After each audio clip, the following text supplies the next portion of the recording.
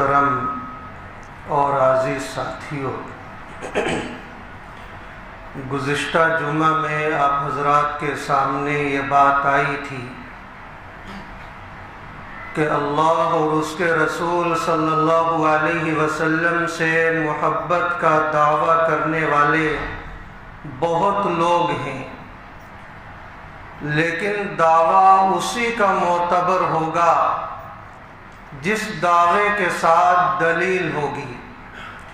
اگر کسی کو یہ دعویٰ ہے کہ وہ اپنے والدین سے، اپنے بھائی بہن سے، اپنی اولاد سے، اپنی بیوی سے محبت کرتا ہے، تو اگر وہ ان کے حقوق کی رعایت کرتا ہے تو سمجھ میں بات آئے گی کہ یہ واقعی محبت کرنے والا ہے، اور اگر حقوق کی رعایت نہیں کرتا تو یہ بات سمجھ میں آ جائے گی کہ یہ اپنے دعوے میں جھوٹا ہے۔ ٹھیک اسی طرح اللہ اور اس کے رسول صلی اللہ علیہ وسلم سے اگر کسی کو محبت کا دعویٰ ہے تو ظاہر یہ ہے کہ اگر وہ اللہ اور اس کے رسول کے احکام کی پیروی کرتا ہے، یعنی اللہ اور اس کے رسول صلی اللہ علیہ وسلم نے جن اعمال کے کرنے کا حکم دیا ہے اسے بجا لاتا ہے، اور جس سے منع کر دیا ہے اس سے رک جاتا ہے۔ اسی طرح آپ صلی اللہ علیہ وسلم کی اتباع کرنے والا ہے، آپ کو اسوہ بنانے والا ہے، آپ کی زندگی کو آئیڈیل بنانے والا ہے، اور اسی طرح وہ شخص قدم پھونک پھونک کر رکھنے والا ہے، آپ کی سنت کے مطابق زندگی گزارنے والا ہے، اور آپ کی سنتوں کو زندہ کرنے والا ہے، تو یہ بات سمجھ میں آ جائے گی کہ واقعتاً یہ اللہ اور اس کے رسول کا سچا عاشق ہے۔ آپ صلی اللہ علیہ وسلم نے ارشاد فرمایا، من احیا سنتی فقد احبنی، کہ جس شخص نے میری سنت کو زندہ کیا اس نے مجھ سے محبت کی۔ ومن احبنی کان معی فی الجنہ، اور جس شخص نے مجھ سے محبت کی وہ میرے ساتھ جنت میں ہوگا۔ تو صرف دعویٰ کرنے سے کام نہیں چلتا، اپنی زندگی کو اللہ کے رسول صلی اللہ علیہ وسلم کے بتلائے ہوئے طریقے کے مطابق ڈھالنا پڑتا ہے، آپ کی تعلیمات کے اعتبار سے اپنے قدم کو آگے بڑھانا پڑتا ہے، تب جا کر یہ بات ثابت ہو جاتی ہے کہ آپ سچے عاشق رسول ہیں۔ اور اللہ کے رسول صلی اللہ علیہ وسلم نے اس چیز کو مخفی نہیں رکھا، بلکہ آپ نے بالکل واضح فرما دیا ہے کہ کون حقیقتاً اللہ اور اس کے رسول سے محبت کرنے والا ہے، اور کون اللہ اور اس کے رسول کا محبوب ہے، اور جس کو یہ طلب ہے، یہ چاہت ہے کہ وہ اللہ اور اس کے رسول سے محبت کرنے والا بنے، یا اللہ اور اس کے رسول کا وہ محبوب بن جائے، تو اسے کرنا کیا ہے؟ آپ علیہ السلام نے ان سارے مسائل کو بالکل صاف ستھرا فرما دیا ہے۔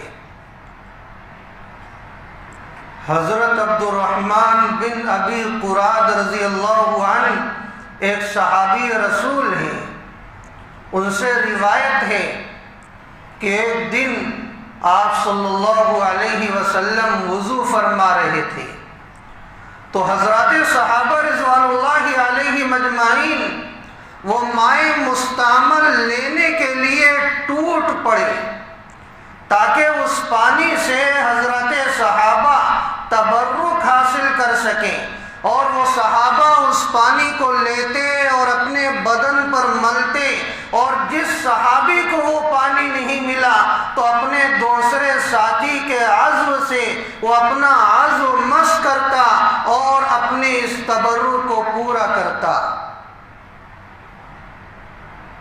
تو اس وقت آپ صلی اللہ علیہ وسلم نے جب یہ منظر دیکھا کہ حضرات صحابہ رضوان اللہ علیہ مجمعین اس قدر مستعمل پانی کو لینے کے لیے ٹوٹ پڑے ہیں اور اپنے بدن پر مل رہے ہیں، تو آپ نے حضرات صحابہ رضوان اللہ علیہ مجمعین سے سوال فرمایا.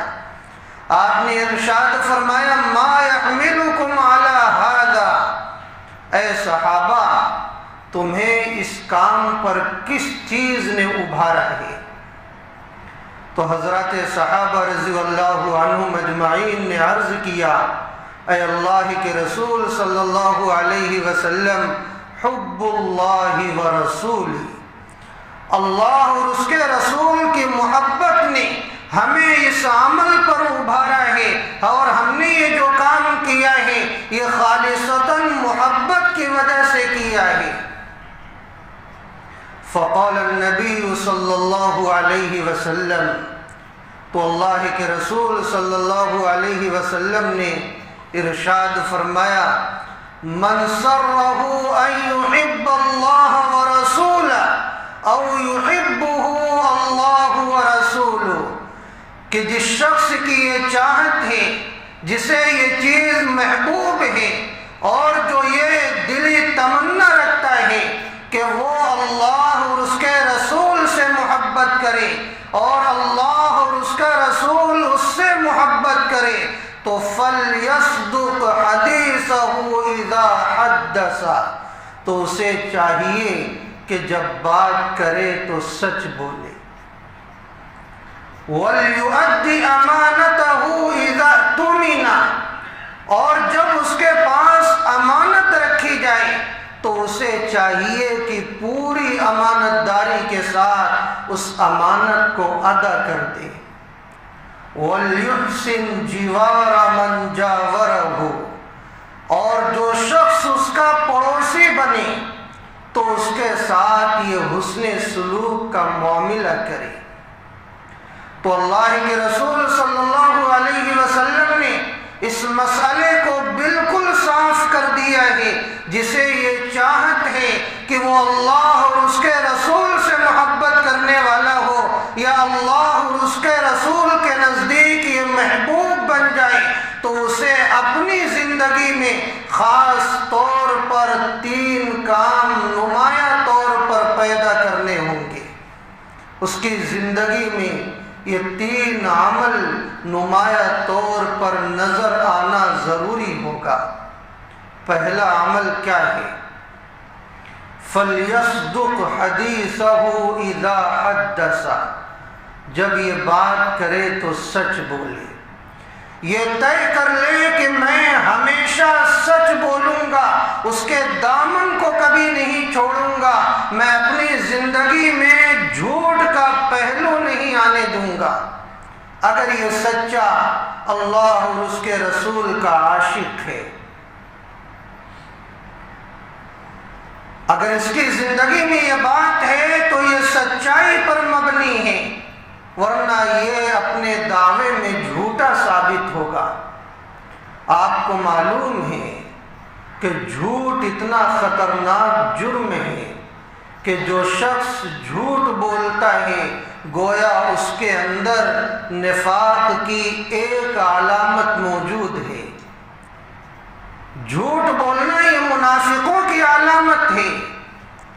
آپ صلی اللہ علیہ وسلم نے ایک موقع پر ارشاد فرمایا، صحیح البخاری میں حدیث موجود ہے، اربع من کن فیہ کان منافقا خالصا، کہ جس شخص میں 4 عادتیں موجود ہوں وہ پکا منافق ہے. ومن كانت فيه خصلة منهن كانت فيه خصلة من النفاق حتى يدعاها، اور جس شخص کے اندر ان عادتوں میں سے کوئی ایک عادت موجود ہو تو گویا نفاق کی ایک عادت موجود ہے، یہاں تک کہ یہ اسے چھوڑ دے. وہ 4 عادتیں کیا ہیں؟ ارشاد فرمایا اذا اؤتمن خان، کہ جب اس کے پاس امانت رکھی جائے وہ امانت میں خیانت کر بیٹھے۔ وَإِذَا حَدَّثَ كَذَبَ، جب یہ بات کرے تو جھوٹ بولے۔ وَإِذَا عَاهَدَ غَدَرَ، اور جب یہ کسی سے عہد و پیمان کرے تو عہد شکنی کرے، غداری کا معاملہ کرے۔ وَإِذَا خَاصَمَ فَجَرَ، اور جب اس کی کسی سے لڑائی ہو تو گالی گلوچ کرے۔ یہ 4 عادتیں ایسی ہیں، اگر کسی کے اندر یہ چاروں عادتیں پائی جاتی ہیں وہ پکا منافق ہے، اور اگر ان عادتوں میں سے کوئی ایک عادت موجود ہے تو یہ سمجھ جائیے کہ نفاق کی علامتوں میں سے ایک علامت موجود ہے، یہاں تک کہ یہ اسے چھوڑنے والا بن جائے۔ آپ اندازہ لگائیں اور اپنی زندگی کا جائزہ لیں۔ پہلا عمل بد، پہلی بری عادت، اذا اؤتمن خان، امانت میں خیانت۔ آج کل امانت میں خیانت اتنی زیادہ ہے کہ ہم خیانت کرتے ہیں ہمیں احساس تک نہیں ہوتا۔ کسی کی امانت ہمارے پاس ہے، ہم خرد برد کر دیتے ہیں اور ہم اسے گناہ ہی نہیں سمجھتے۔ وَإِذَا حَدَّثَ كَذَبَ، اور جب ہم بات کرتے ہیں تو جھوٹ بولتے ہیں،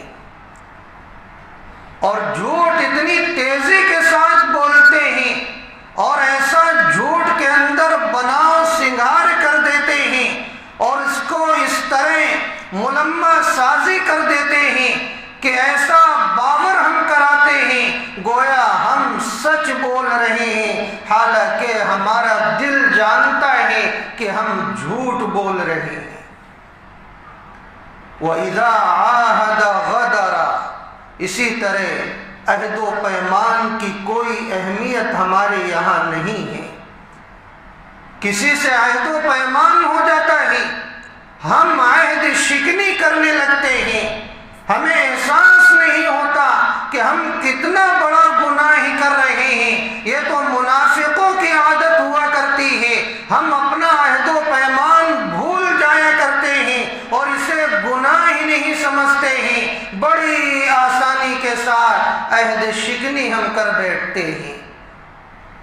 وَإِذَا خَاصَمَ فَجَرَ، اور جب جھگڑا ہوتا ہے تو گالی گلوچ کرتے ہیں۔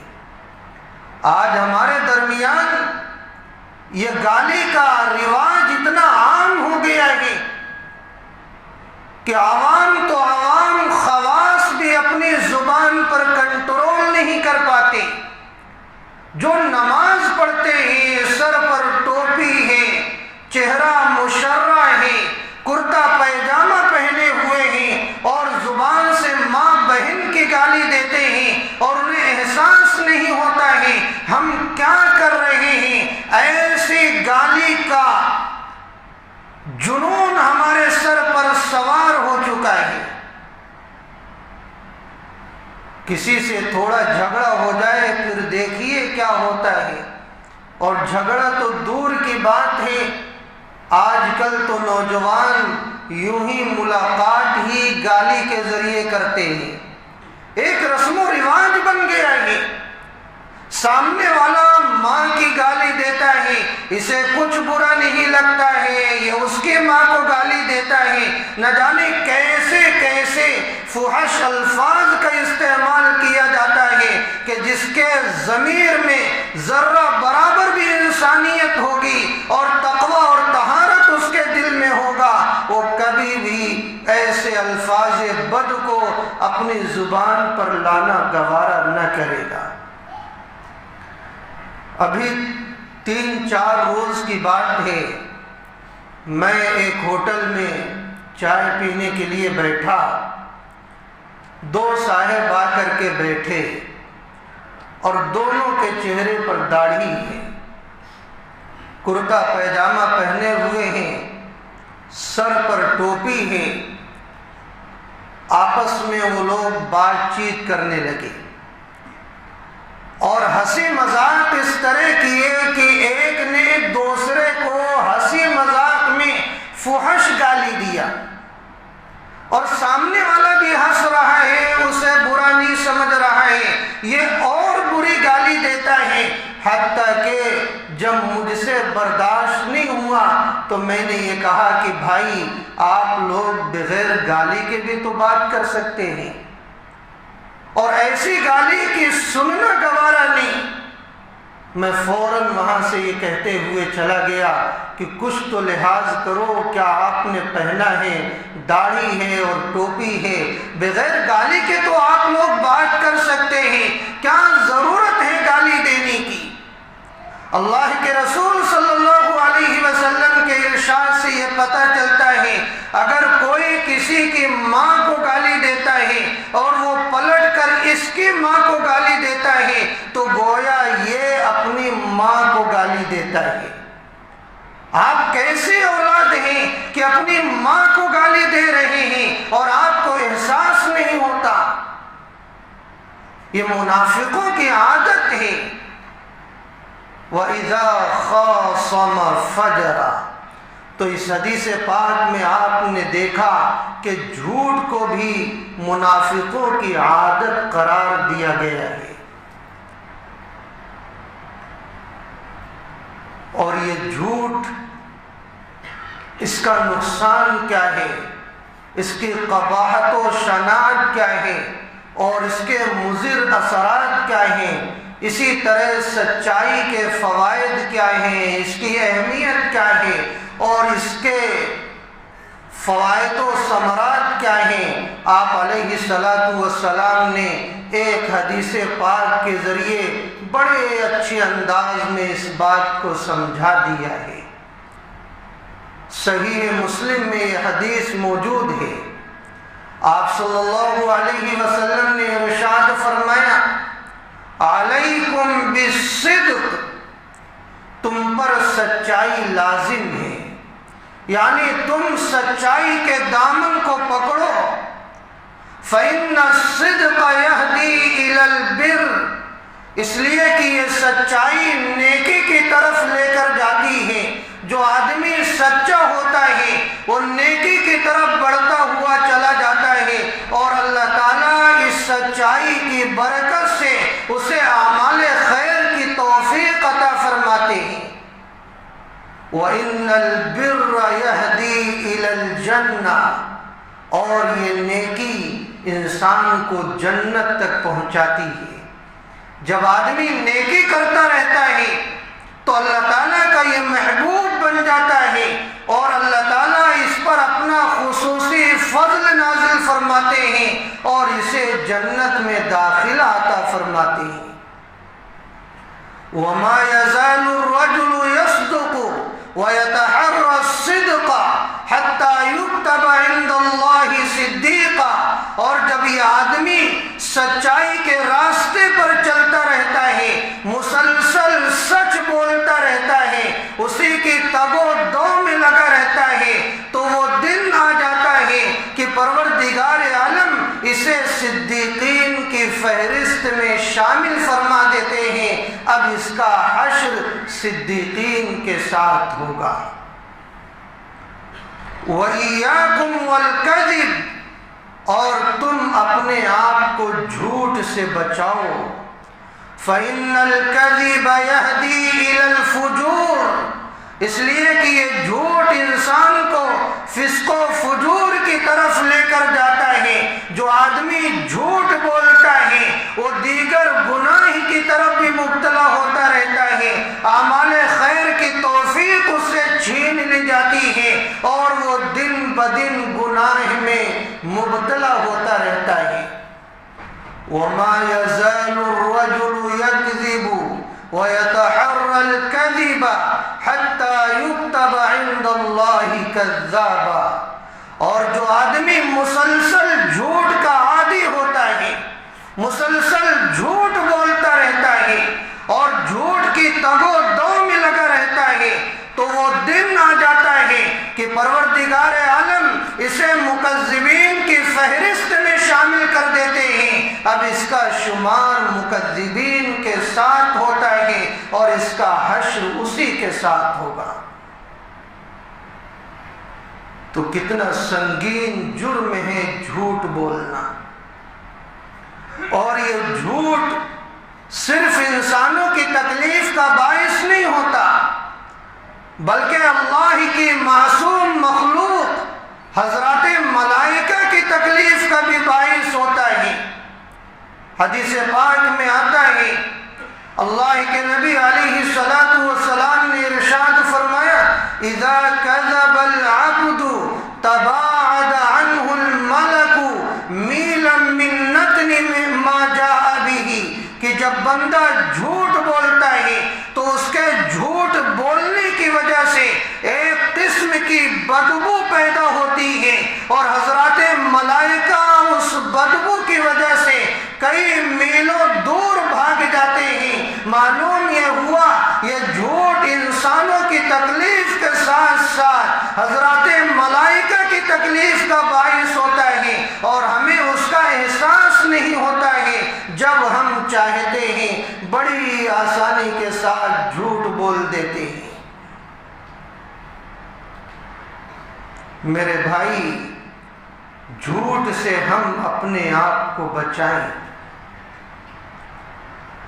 آج کل یہ جھوٹ کا رواج اتنا زیادہ ہو گیا ہے کہ جھوٹ آدمی بولتا رہتا ہے اور اسے احساس نہیں ہوتا کہ یہ بھی کوئی گناہ ہے۔ جب دیکھا، جب سنا، اس نے جھوٹ بول دیا اور سمجھتا ہی نہیں یہ منافقوں کی علامت ہے، یہ اللہ کی ناراضگی کا ذریعہ ہے، یہ اعمال خیر سے محرومی کا ذریعہ ہے۔ تو جو شخص سچائی کے دامن کو نہیں تھامتا، جھوٹ کا عادی ہوتا ہے، اگر وہ دعویٰ کرتا ہے وہ اللہ اور اس کے رسول کا عاشق ہے، یا اللہ اور اس کا رسول اس سے محبت کرتا ہے، تو یہ اپنے دعوے میں جھوٹا ہے، اس کا دعویٰ سچا نہیں، اس لیے کہ اگر اس کا دعویٰ سچا ہوتا تو یہ سچ بولنے والا ہوتا، جھوٹ سے اپنے آپ کو بچانے والا ہوتا۔ آج کل تو یہی سازش ہے کہ جھوٹ اتنی تیزی سے پھیلایا جائے کہ لوگ اسے سچ سمجھنے لگے۔ آج باطل یہی سازش کر رہا ہے، آج میڈیا یہی تو کام کر رہا ہے، مدارس کے خلاف جھوٹ بولا جا رہا ہے، اسلام کے خلاف جھوٹ بولا جا رہا ہے، اور آپ نے دیکھا تبلیغی احباب کے ساتھ کتنا بڑا جھوٹ بولا گیا، کیسا پروپیگنڈا کیا گیا۔ سازش یہی تھی کہ اس جھوٹ کو اتنا پھیلایا جائے، اتنا پھیلایا جائے کہ لوگ اسے سچ سمجھنے لگے۔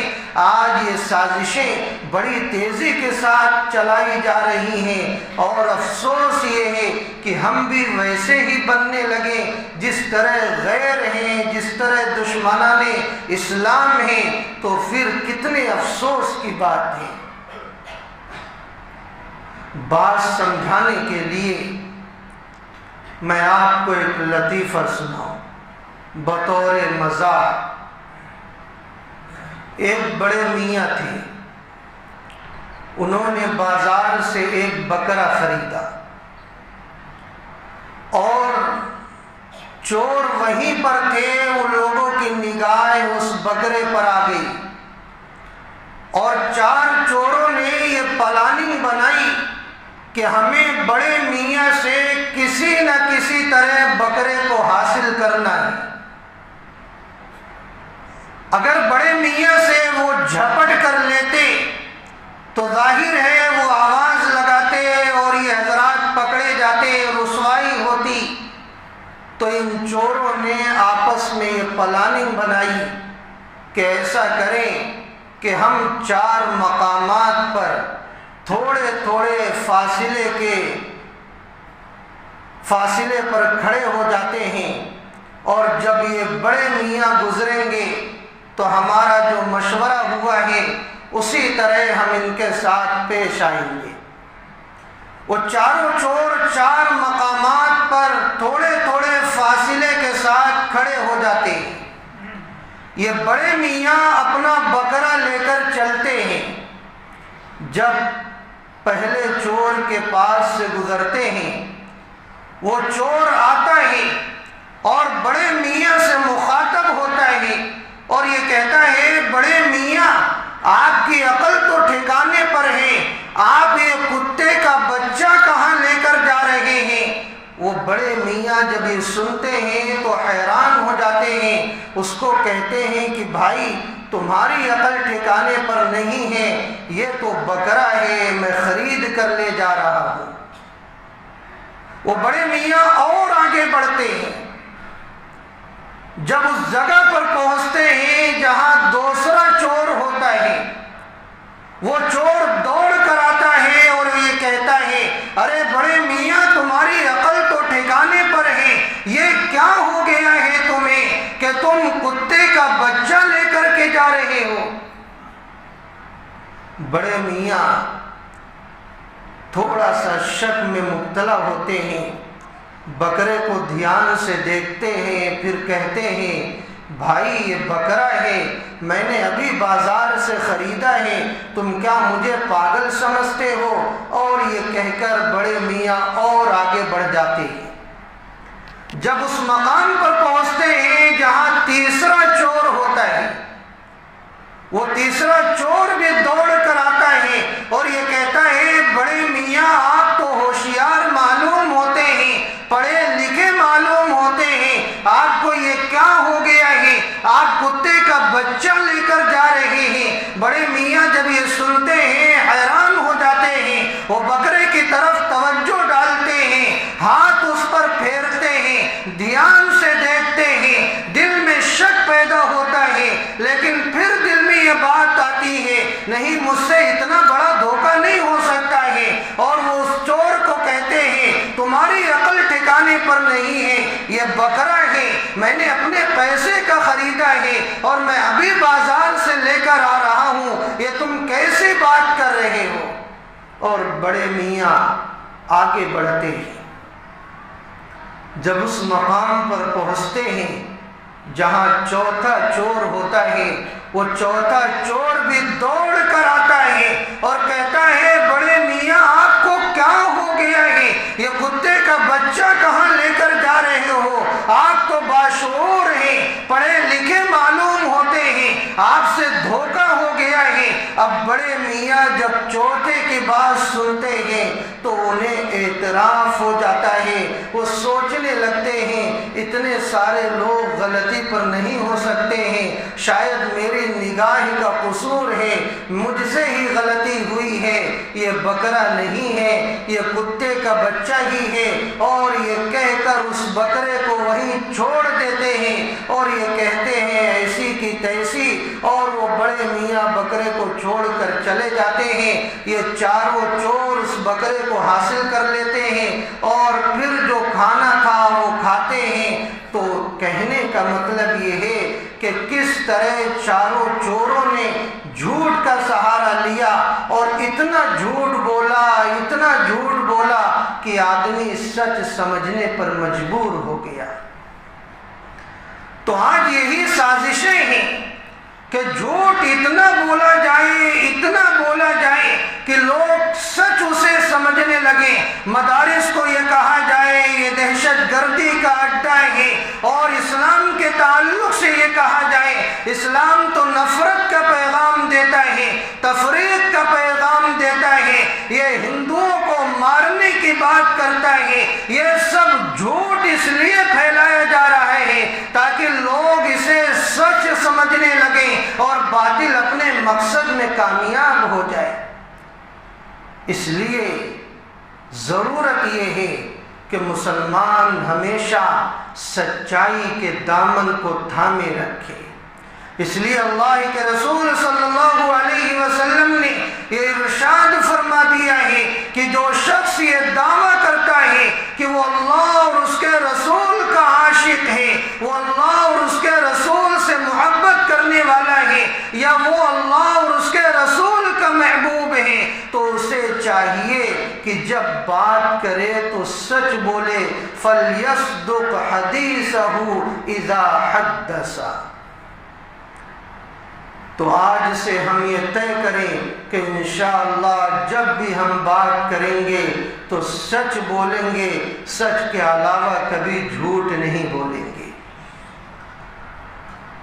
دوسرا عمل، وَلْيُؤَدِّ أَمَانَتَهُ إِذَا اؤْتُمِنَ، کہ اللہ اور اس کے رسول کا سچا عاشق کون ہے، یا کس کا دعویٰ سچا ہے، یا کون چاہتا ہے کہ وہ اللہ اور اس کے رسول کا عاشق بنے، تو اسے اپنی زندگی میں اس عمل کو پیدا کرنا ہوگا کہ جب بھی اس کے پاس امانت رکھی جائے تو پوری امانت داری کے ساتھ وہ امانت کو ادا کر دے۔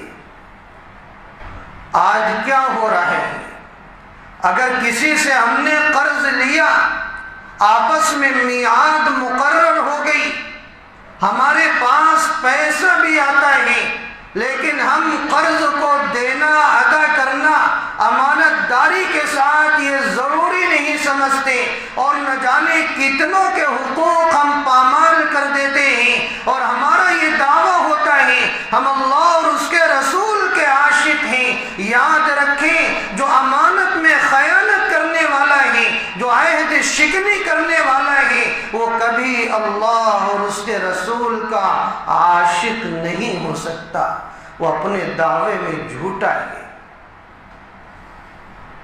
ہاں، اگر کسی کو کوئی عذر ہو گیا، کسی سے قرض لیا، یہ کوشش کر رہا ہے کہ قرض کو ادا کر دے، لیکن کوئی عذر درپیش ہو گیا، وقت مقررہ پر نہیں دے سکا، تو اس کے لیے ضروری یہ ہے کہ اس کو اطلاع کر دے کہ بھائی یہ عذر پیش آ گیا ہے، اس وجہ سے تاخیر ہو رہی ہے، اور میرے عذر کو قبول فرمائیں، کچھ مہلت اور مجھے دے دیں، میں آپ کا قرض لوٹا دوں گا۔ اور یہ مہلت کے لیے صرف ٹوپی پہنانا نہیں، جو آج کل چل رہا ہے کہ اس سے قرض لیا، جب اس کے دینے کا نمبر آیا تو دوسرے کو ٹوپی پہنا دیا، اس سے لیا، اس کا قرض اس کو دے دیا، جب یہ تنگ کرنے لگا تیسرے سے لیا، اس کا قرض اس کو دے دیا۔ یہ تو ٹوپی پہنانا ہے، یہ تو دوسرے کو دھوکہ دینا ہے۔ اس طرح زندگی نہ گزاریے، صفائی اور ستھرائی کے ساتھ گزاریے۔ اگر آپ کے دل میں اللہ اور اس کے رسول کی محبت ہے۔ ایک واقعے کے ذریعے میں آپ کو بات سمجھانا چاہتا ہوں۔ صحیح البخاری میں یہ واقعہ موجود ہے، اور یہ واقعہ اتنی اہمیت کا حامل ہے کہ اللہ کے رسول صلی اللہ علیہ وسلم بار بار اس واقعے کا تذکرہ حضرات صحابہ رضی اللہ عنہم اجمعین کے درمیان فرمایا کرتے تھے۔ صحیح البخاری میں 7 مقامات پر یہ واقعہ موجود ہے۔ وہ بنی اسرائیل کے ایک شخص کا واقعہ ہے۔ اس شخص کو قرض لینے کی ضرورت پڑی، انسان ہے، تکلیف آ جاتی ہے، ضرورت پڑ جاتی ہے، تو یہ شخص ایک شخص کے پاس سمندر پار کر کے قرض لینے کے لیے گیا، اور اپنا تقاضا رکھا کہ مجھے 1000 دینار کی ضرورت ہے، آپ مجھے دے دیں، جو وقت مقرر ہوگا میں اسے لوٹا دوں گا۔ تو قرض دینے والا یہ کہنے لگا کہ گواہ کون ہے؟ قرض خواہ نے کہا کفا باللہ شہیدا، ہمارے اور تمہارے درمیان اللہ گواہ ہے۔ قرض دینے والا یہ کہنے لگا کوئی وکیل متعین کر دیں کہ اگر آپ دے نہ سکیں تو میں اس سے مطالبہ کر کے لے لوں۔ تو قرض خواہ نے کہا کفا باللہ وکیلا، ہمارے اور تمہارے درمیان اللہ وکیل ہے۔ جو قرض دینے والا تھا وہ اس پر مطمئن ہوا، اور اس نے یہ کہا کہ ٹھیک ہے 1000 دینار میں تمہارے حوالے کرتا ہوں، اور ایک مدت مقرر کر دی کہ اس مدت کے اندر یہ قرض لوٹا دینا۔ وہ قرض دار قرضہ لے کر واپس آ گیا، اپنی ضرورت پوری کیا، اور جب وہ وقت آنے لگا قرض لوٹانے والا وقت، تو اس کے اندر فکر پیدا ہوئی، 1000 دینار اکٹھا کیا اور یہ قرض دینے کے لیے اپنے گھر سے نکل پڑا۔ راستے میں وہ سمندر آیا، یہ ادھر ادھر تلاشنے لگا، کہیں کشتی نظر نہیں آئی۔ اب یہ قرض دینے والا جسے قرض لوٹانا ہے، یہ قرض خواہ پریشان ہونے لگا، ادھر ادھر کشتی تلاشنے لگا کہ کہیں وہ وقت میعاد نکل نہ جائے جس وقت لوٹانے کا میں نے وعدہ کیا ہے، لیکن کہیں کشتی نظر نہ آئی۔ اب اسی پریشانی کے عالم میں اسے ایک لکڑی نظر آئی، اس نے وہ لکڑی لیا، اس کے اندر سوراخ کیا اور اس میں 1000 دینار رکھے اور ایک پرچی لی، اس میں یہ لکھا کہ اے سمندر، میرا قرض لوٹانے میں درمیان میں تو حائل ہو رہا ہے، تو ہی اس قرض کا ذمہ دار ہے، یہ 1000 دینار میں تیرے حوالے کرتا ہوں، جو میرا قرض خواہ ہے جس کا میں باقی ہوں، اس کو تو ہی پہنچا دے۔ یہ اس میں لکھ کر 1000 دینار اور پرچی سوراخ میں رکھتا ہے، سوراخ بند کرتا ہے اور بسم اللہ پڑھ کر سمندر کے حوالے کر دیتا ہے۔ ادھر وہ قرض خواہ جس کا یہ باقی تھا، اس نے یہ دیکھا کہ وقت میعاد بالکل آ چکا ہے اور قرض دار ابھی آیا نہیں ہے، تو اسے فکر ہوئی، وہ بھی اس سے ملنے کے لیے اپنے گھر سے نکلا، سمندر کے پاس آیا اور اسے بھی کہیں کشتی نظر نہیں آئی۔ پھر اس کی نگاہ اسی لکڑی پر پڑی، وہ لکڑی اسی کی طرف آ رہی تھی۔ اس نے یہ سوچا کہ گھر خالی ہاتھ جانا مناسب نہیں، کیوں نہ اس لکڑی کو لے لوں تاکہ یہ لکڑی ایندھن کے کام آ جائے۔ چنانچہ وہ لکڑی کو اٹھایا اور لکڑی اٹھا کر اپنے گھر لے کر آیا اور اسے چیرا۔ چیرنے کے بعد اس نے دیکھا اس میں 1000 دینار ہے اور وہ پرچی ہے۔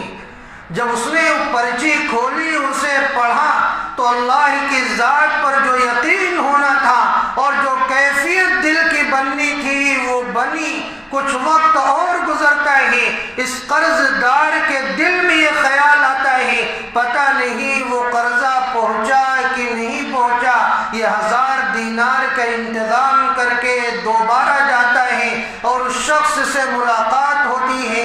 جب قرض دینے لگتا ہے، وہ قرض خواہ یہ کہتا ہے مجھے تو میرا قرضہ مل چکا ہے اور وہ پرچی بھی مل گئی ہے جو تم نے بھیجی تھی۔ اب دونوں کا یقین اللہ کی ذات پر اور زیادہ مضبوط ہو جاتا ہے۔ تو آپ نے یہ دیکھا کہ جب فکر رہتی ہے تو اللہ کی مدد آتی ہے، اور جو اللہ کا ہو جاتا ہے اللہ اس کا ہو جاتا ہے۔ ساری چیزوں کو اللہ اس کے تابع بنا دیتا ہے، سمندر کو اس کا فرما بردار بنا دیتا ہے۔ بس ضرورت یہ ہے ہمارے دل میں فکر پیدا ہو، تڑپ پیدا ہو، جس کا بھی حق ہم پر عائد ہو رہا ہے اس کی ادائیگی کی فکر کرنے والے ہم بن جائیں، تب دیکھیے اللہ کی مدد کیسے آتی ہے۔ تو دوسری جو چیز ہے اللہ اور اس کے رسول سے سچی محبت کرنے کے لیے وہ امانت کی ادائیگی ہے۔ اگر کوئی شخص امانت دار نہیں، وہ چیزوں میں خیانت کرنے والا ہے، لوگوں کی چیزوں میں خرد برد کرنے والا ہے، لوگوں کے حقوق کو پامال کرنے والا ہے، تو اگر وہ یہ دعویٰ کرتا ہے کہ وہ اللہ اور اس کے رسول کا عاشق ہے، تو یہ اپنے دعوے میں جھوٹا ہے، یہ مکار ہے، یہ فریب کار ہے، یہ دغا بازی کے راستے کو اپنانے والا ہے۔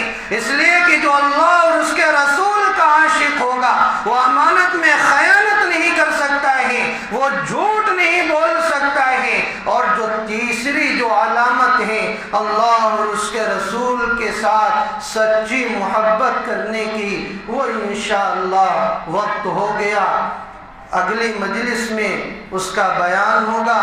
اللہ تعالی شانہ ہم تمام لوگوں کو کہنے اور سننے سے زیادہ عمل کرنے کی توفیق عطا فرمائے، آمین۔ وآخر دعوانا ان الحمد للہ رب العالمین۔